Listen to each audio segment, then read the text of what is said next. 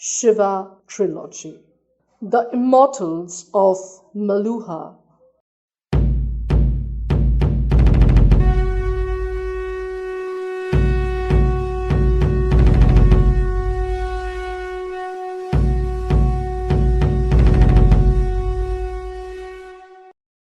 You seem to be a little distracted this morning, my lord. Are you all right? Asked a concerned Daksha. Hmm, said Shiva as he looked up. I'm sorry, Your Highness. I was a little distracted. Daksha looked with a concerned expression at Kanakala. He had seen a similar look of despair on Sati's face at the dinner the previous night, but she had refused to say anything. Do you want to meet later? Asked Daksha. Of course not, Your Highness. It's all right. My apologies. Please continue, said Shiva. Well continued, a concerned Daksha. We were talking about the changes that Lord Ram brought about in society. Yes, said Shiva, shaking his head slightly to get the disturbing image of Sati's last plea out of his mind. The Mica system worked fantastically well.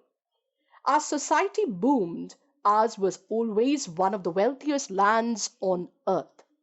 But in the last 1,200 years, we have shot dramatically ahead of everyone else.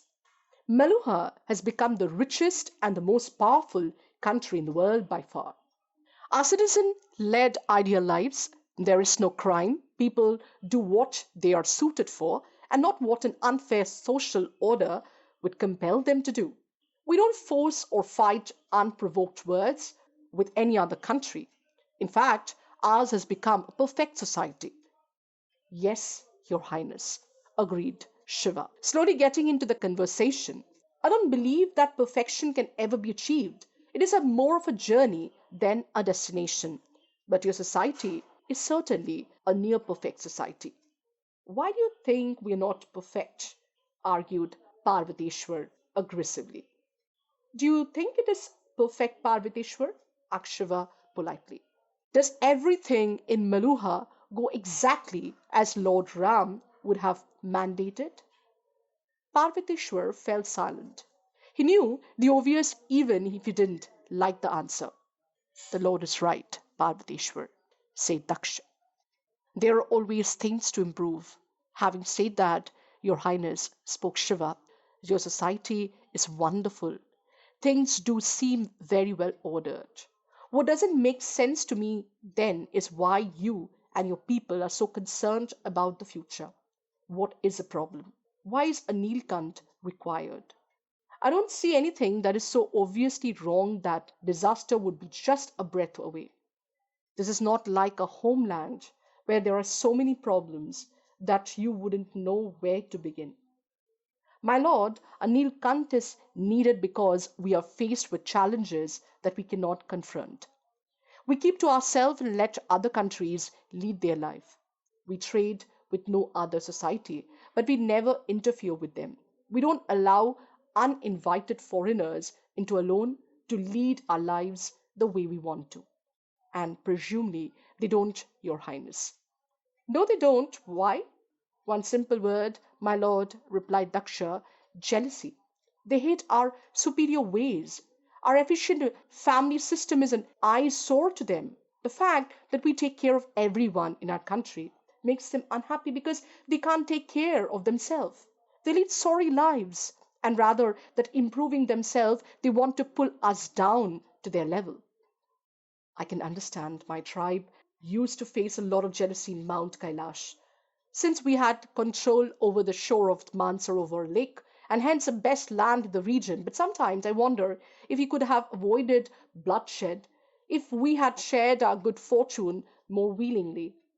But we do share our good fortune with those who wish it, my lord.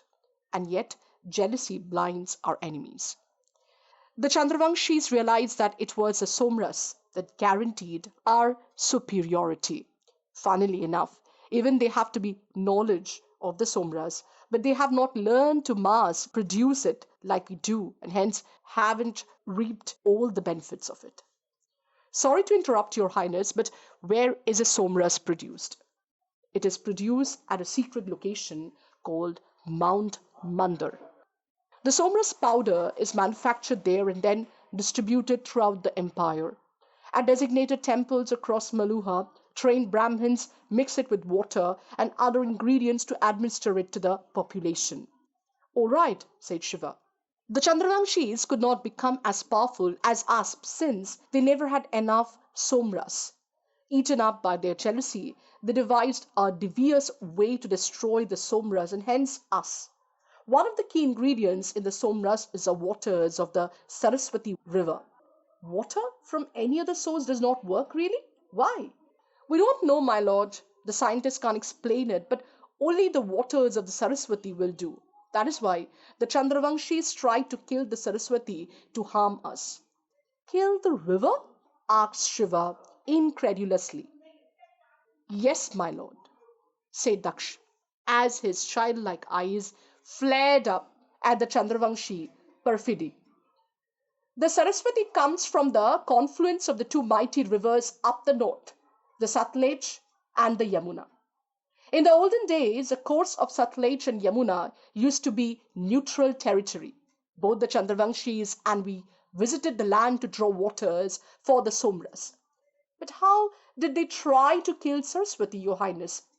They diverted the course of Yamuna so that instead of flowing south, it started flowing east to meet their main river, Ganga. You can do that? Asked Shiva in amazement. Change the course of a river? Yes, of course you can, answered Parvateshwar. We are levied, interjected Daksha, but we still gave them a chance to make amends for their duplicity. And And what can you expect from the Chandravanshis, my lord? Said Daksh in disgust. They denied any knowledge of this. They claimed that the river made such a dramatic change in its course all by itself due to some minor earthquake. And even worse, they claimed that since the river had changed course of its own accord, we Meluhans would simply have to accept what was essentially God's will. We of course refused to do that, said Parvateshwar, under the leadership of the King Brahmanayak. His Highness, Father, we attack Swadeep. The land of the Chandravanshis, isn't it? Asked Shiva. Yes, Shiva, said Parvateshwar, and it was resounding victory. The Chandravanshi army was routed. King Brahmanayak kindly let them keep their lands and even their system of governance. We didn't even ask for any war reparation or yearly tribute either. The only term of the surrender treaty was the return of Yamuna. We restored the Yamuna to our original course to meet with the Saraswati. You fought in that war, Parvateshwar? Yes, said Parvateshwar, his chest swollen with pride. I was a mere soldier then, but I did fight in the war. Turning to Daksha, Shiva asked, Then what is the problem now, Your Highness? Your enemy was comprehensively defeated. Then why is Saraswati still dying? We believe that Chandravanshis are up to something again. We don't understand it at yet. After their defeat, the area between our two countries was made into no man's land, and the jungle has reclaimed it. That included the early course of Yamuna as well. We stuck to our part of the bargain and never disturbed that region. It appears that they didn't honor their end of the promise. Are you sure about that, Highness? Has the area been checked? Has this been discussed with the Chandravanshi's representative in your empire? Are you trying to say that we are lying? Countered Parvateshwar. The true Suryavanshis don't lie. Hey, Parvateshwar, scolded Daksha angrily. The Lord was not implying anything like that. Listen to him, Parvateshwar, said Shiva politely. If I have learned something from the poisonous baits of my land, it is that war should be the last resort. If there is another solution possible, there is no harm in saving some young soldier's life. Our mother somewhere would bless us for it. Let's not fight, wonderful. What a great saviour we have, Parvateshwar muttered under his breath. You have something to say, Parvateshwar? Barked Kanakla. I've told you before, you will not insult the Neelkanth in my presence. I don't take orders from you, growled Parvateshwar. Enough, ordered Daksh. Turning to Shiva, he continued, I'm sorry, my lord. You're right. We shouldn't just declare war without being sure. That is why I've avoided a war till now. But look at the fact of that case. The flow of Saraswati has been slowly depleting for the last 50 years. And the last few years, we have been horrible, said Kanakla, as she controlled her tears at the slow death of the river most of the Meluhans regarded as a mother. The Saraswati doesn't even reach the sea now and ends in an inland delta just south of Rajasthan. And the Somras cannot be made without water from Saraswati, continued Daksh. The Chandravanshis know that, and that is why they are trying to kill her. What does a Swadeep representative say about it? Has he been questioned? We have no diplomatic relation with Swadeep, my lord, said Daksh. Really? I thought having representative from other countries was one of our innovative system. It gives you an opportunity to better understand them and maybe avoid jumping into a war. I'd heard of a diplomatic mission from Mesopotamia coming in 2 days ago. Then why not have this with Swadeep as well? You don't know them, my lord. They are untrustworthy people. No follower of the Suryavanshis' way will dirty his soul by even speaking to a Chandravanshi willingly. Shiva frowned but didn't say anything. You don't know the level they have sunk to, my lord. Over the previous few years, they have been started using the cursed Nagas in their terrorist attack on us, said Kanakla with a disgusted look. Terrorist attacks? Yes, my lord, said Daksh. The defeat kept them quiet for many decades, and because of our overwhelming victory in the previous war, they believe that they cannot overpower us in an open confrontation. So they have resorted to a form of assault that only repulsive people like them could turn to terrorist attacks. I didn't understand what exactly do they do?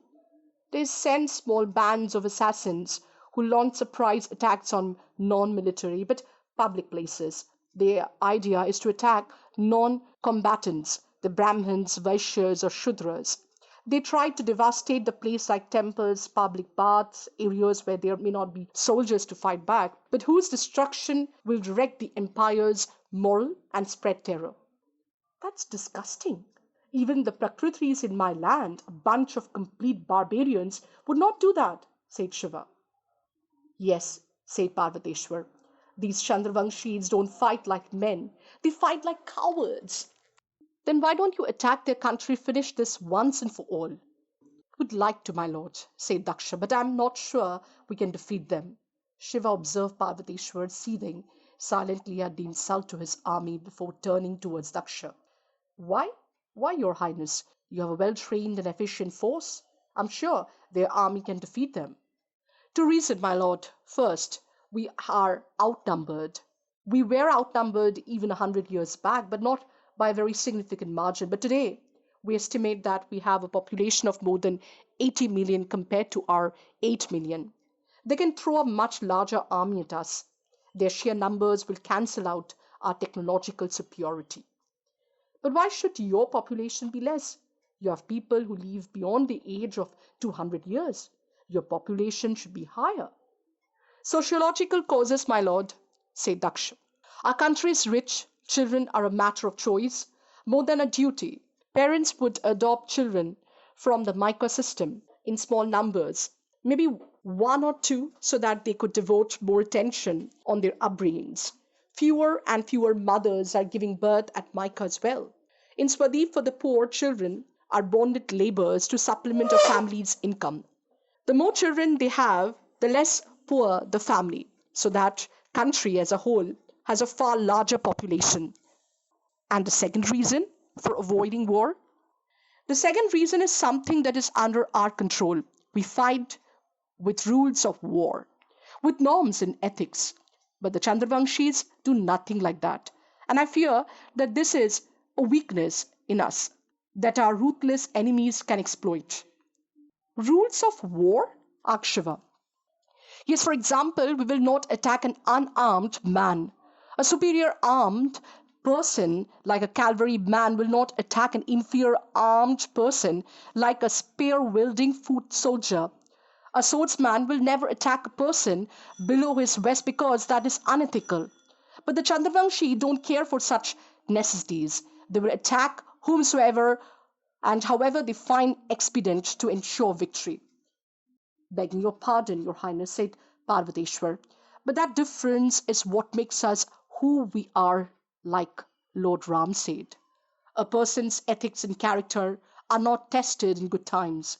It is only in bad times that a person shows how steadfast he is to his dharma.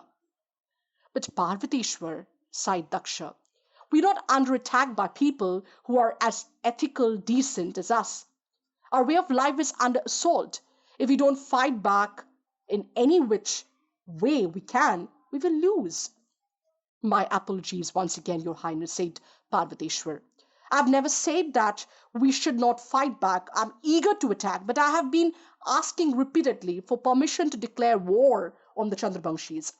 But if we fight without our rules, our codes, our ethics, then our way of life is as good as destroyed, as the Chandravanshis would have won without even fighting us. At the ringing of the Prahar town bell, the conversation was halted. As everyone said a quick prayer, Shiva turned towards a window, wondering if Sati would be dancing today. Daksha turned to Shiva expectantly. Do you need to leave, my lord? No, Your Highness, said Shiva, hiding the pain and confusion he felt inside. I don't believe I'm expected anywhere at this point of time. At this, the smile on Daksha's face disappeared with his hopes.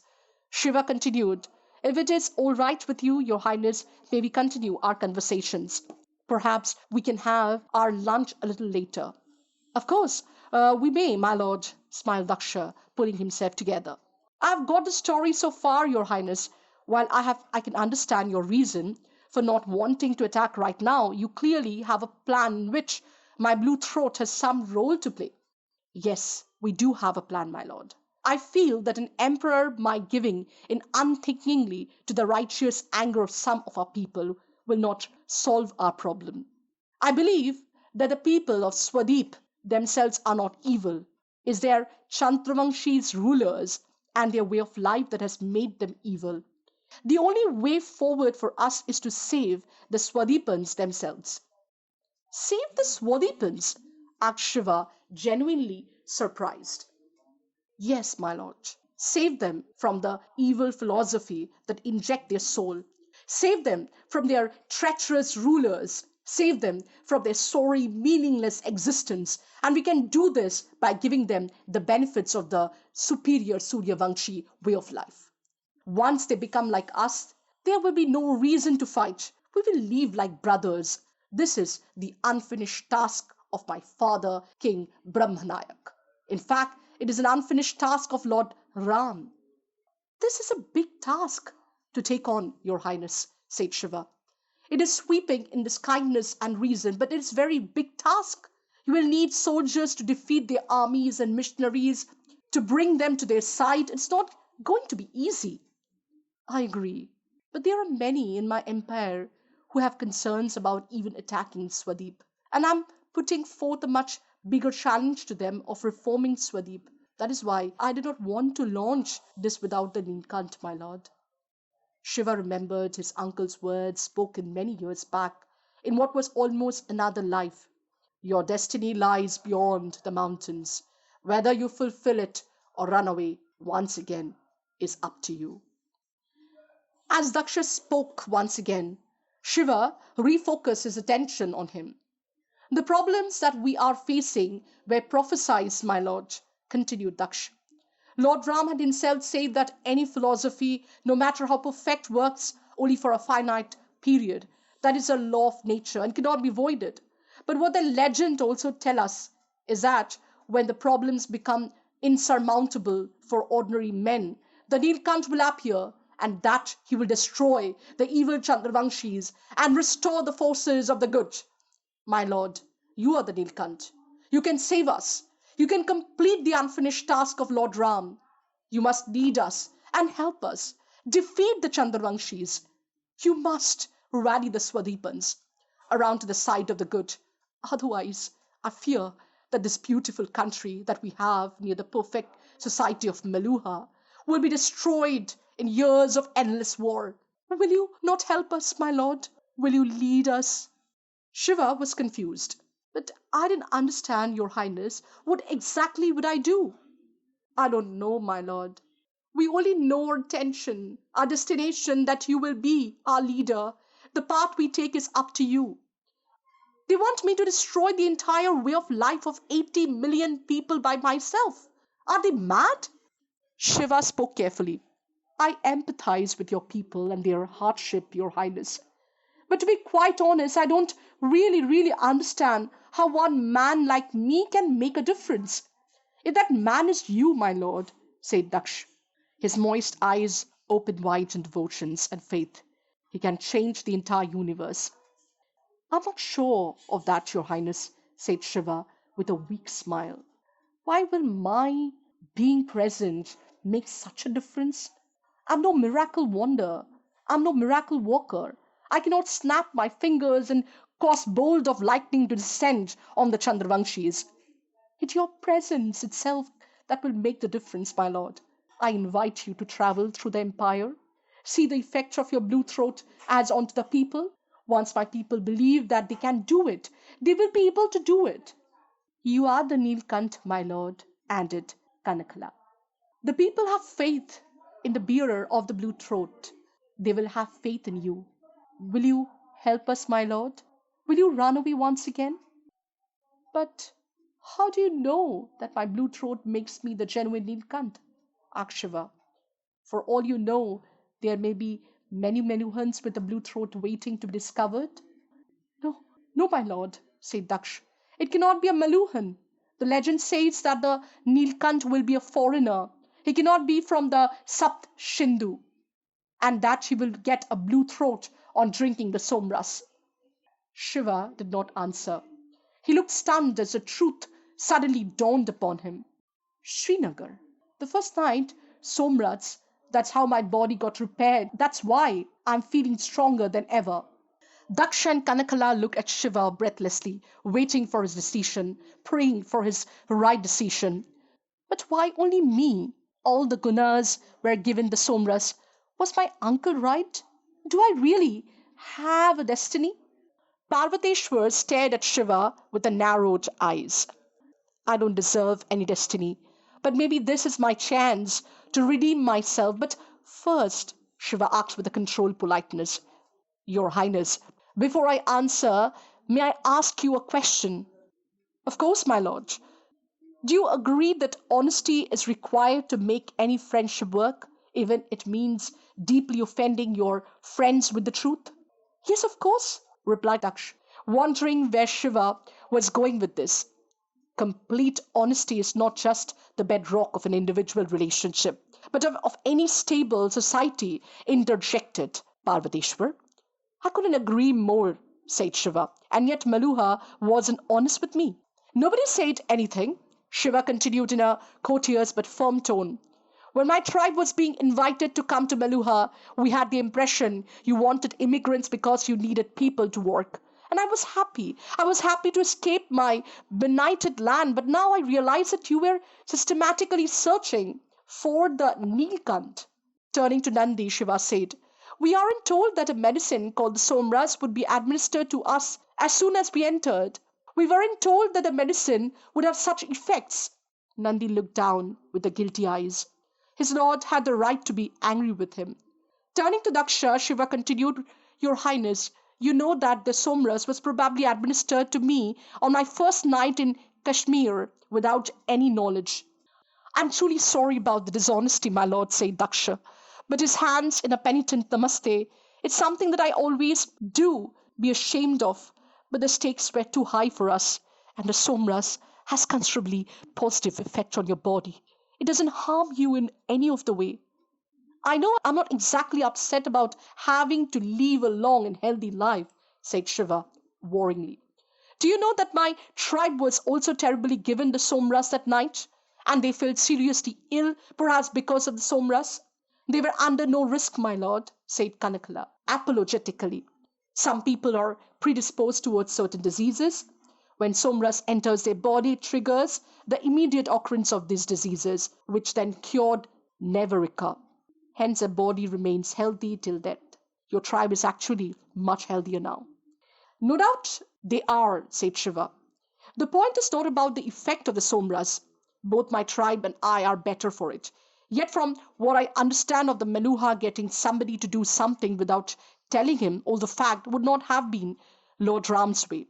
You should have told us the complete truth at Mount Kailash. Then you should have let make an informed choice rather than you making the choice for us. We probably would still have come to Meluha anyway, but then it would have even been our choice. Please, please forgive us the deception, my lord, said Daksh with guilty regret. It is not our way to do something like this. We pride ourselves on our honesty, but we had no choice. We are truly sorry, my lord. Your people are well taken care of. They are healthier than ever. They will live long, productive lives. Parvateshwar finally broke his silence, speaking what was always in his heart since the search had begun many decades ago. Shiva, we are truly sorry for what has been done. You have every right to be angry. Lying is not our way. I think what was done is appalling, and Lord Ram would have never condoned this. No matter how serious our troubles, we have no choice, no right to deceive someone into helping us. I'm deeply sorry. Shiva raised his eyebrow a bit. Parvateshwar is only one apologizing instead of making excuses. He is a true follower of the great king Ram's way. Shiva smiled. Daksh let out an audible sigh of relief. Shiva turned towards Daksh. Let us put this in the past, Your Highness. Like I said, there are some things about your nation that could be improved. No doubt about that, but it is amongst the best society that I've ever seen. But it is worth fighting for. But I have a few conditions. Of course, my lord, said Daksha, eager to please. At this point of time, I'm not saying that I can perform the task that you expect of me, nor am I saying that I cannot do it. All I'm trying to say is that I will try my level best. But before that, I want to understand more of our society before I can be sure of how I can help you. I'm assuming that something will be hidden from me and nor will I mislead. Of course, my lord. Secondly, you still need immigrants to expand your population, but you should not mislead them. I think you should tell them the entire truth about Meluha and let them make an informed decision on whether to come here. Or you don't invite them at all. Is that fair? Of course it is, my lord, said Daksha. Nodding briefly towards Kanakala, he committed. We will implement that immediately. Furthermore, it is clear to me that I am not going back to Kashmir. Can my tribe, the Gunas, be brought to Devagiri? I would like them to be with me. Of course, my lord, said Daksha, with a quick look at Kanakala. Instructions will be sent today itself to bring them to Devagiri. Also, I would like to visit the location where you manufactured the somras. I would like to understand this drink of the gods. Something tells me that it is important to do so. Of course you may, my lord, said Daksha, his face finally breaking into a nervous smile. Kanakala will take you there tomorrow itself. In fact, my family is also scheduled for a visit there day after tomorrow for a puja at the Brahma temple. Perhaps we could meet there. That would be nice, said Shiva, smiling. Then, taking a deep breath, he added, and lastly, I guess that you would like to announce the arrival of the Neelkanth to your people. Daksh and Kanakala nodded hesitantly. I would like to request that you don't do that for now. Daksh and Kanakala's face fell immediately. Nandi's eyes were glued to the floor. He had stopped listening to the conversation. The enormity of his prevarication was tearing him apart. Your Highness, I have a terrible feeling that when people know I am the Neelkantha, every action and word of mine will be over-interpreted and over-analyzed, explained Shiva. I'm afraid that I don't know enough about your society or my task to be able to handle that at this particular point of time. I I understand, my lord, said Daksha, wheeling a broken smile back on his face. You have my word. Only my immediate staff, my family, and the people will know of the Neelkanth's arrival. Nobody else. Thank you. Thank you, Your Highness. But I will say it again. I'm a simple tribal man who just happened to get a blue throat because of some exotic medicine. Honestly, I still don't know what one man like me can do in the face of the odds that you face. And I'll say it again, my lord, said Daksh with a childlike smile. If that man's you, and you, he can change the entire universe.